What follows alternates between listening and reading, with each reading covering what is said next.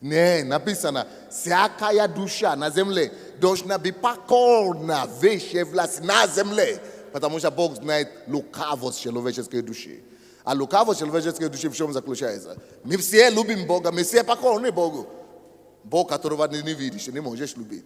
Если ты не любишь человека, кого ты видишь здесь. Бога, кого ты не видишь, не можешь быть покорный. Если ты нету здесь человека на земле, который может тебе сказать, стоп, и ты остановишься. Еще, я это говорил вчера, запомните еще раз.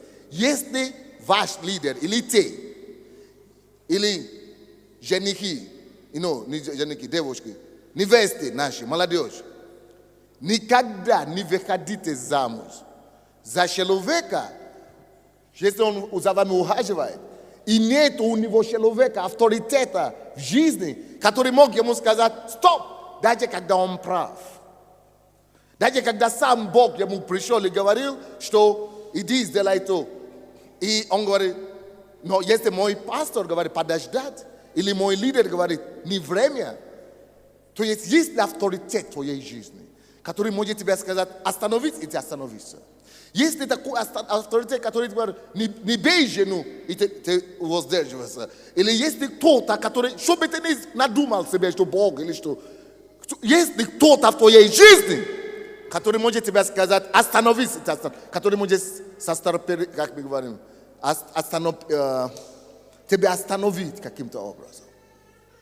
Если человек не имеет авторитета, никто ему не может говорить стоп, и он остановится. Он себя на уме, однажды он тебя убьет. Вот этот муж, он сам тебя убьет. Он доведет тебя до такую яму. Он тебя доведет до такой тюрьмы. Потому что у него нет авторитета. Нет, он сам Господь Бог. Он только Богу слушается напрямую. Если нет лидера, в его есть авторитет. А у нас с вами должны быть такие авторитеты нисколько. Твоя супруга, если она тебе говорит, эй, парень, все, я тебя прошу. Это должен быть как авторитет для тебя. Потом у тебя должен быть лидер, который может тебе сказать, ну, все, не надо. И ты можешь, окей, все. Даже если ты кипишь огнем, если твой лидер говорит, не надо, все, я понял. И у тебя должен быть отец, физический или духовный, который ты можешь сказать, эй, не надо. И ты, все. Даже если ты прав миллион раз, должен быть всякая душа, да будет покорна. Всякая. Любая, великая душа или маленькая, всякая. Пастор Сандей или просто Олег Григорьевич какой-то, всякая душа, всякая должен быть такой человек в жизни, который может сказать, я все. То символ власти у тебя, что дело ты представляешь. О ком ты можешь сказать, если я не послушаю этого человека, все, не слушайте меня тоже. Как Иисус сказал. Если я не слушаю этому лидеру, то перестаньте меня слушать. Я не заслуживаю, чтобы меня слушали, если я сам не слушаю. Можешь ли ты прийти в твою церковь и сказать им, если я этого человека не буду слушаться, все, вы не имеете права за мной ходить.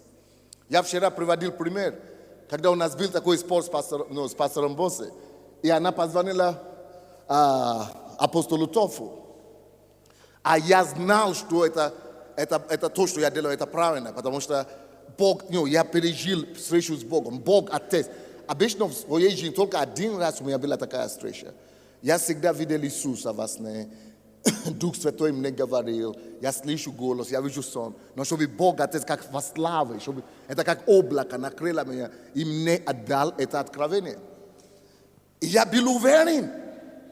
Но, вы знаете, есть иногда Бог сам допустит противостояние и несогласие, чтобы тебя скорректировать. Даже если это Бог сказал. Может быть, не время. Может быть, надо подождать. Может быть, методы надо пересмотреть. Может быть, что-то надо... То есть, ты не знаешь почему. А я был уверен, что я прав. Бог же мне явился. Но когда апостол Тов мне перезвонит и говорит, если твоя жена не согласна, ты должен перестать это делать или пересмотреть его. Я сразу ему сказал, неважно, Бог мне сказал, ангел явился. Если вы мой пастор, вы мой лидер, если вы мне сказали нельзя, все, я отказываюсь прямо с этого момента. Вы даже не знаете, с чего это мне стоило.